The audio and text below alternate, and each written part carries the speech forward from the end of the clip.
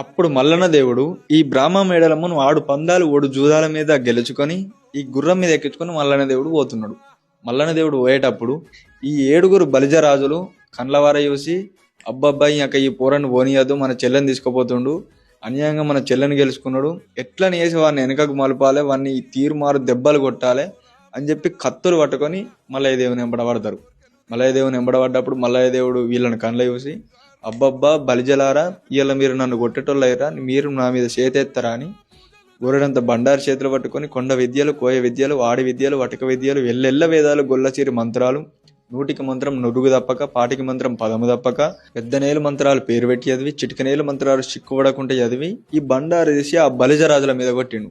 7 కర్రె కుక్కలు అయి పుట్టిరు. కర్రె కుక్కలు పుట్టిన తర్వాత పుట్టు అంటే పెద్దేలి బండ పుట్టింది. ఆ బండ మీద భగవంతుడు తన కాలుతోని 7 7 మడిమె గుంటలు వేసి మడిమె గుంటలలో ఉడుకుడుకు తైదమ్మలు పోతే ఈ కర్రె కుక్కలు వచ్చి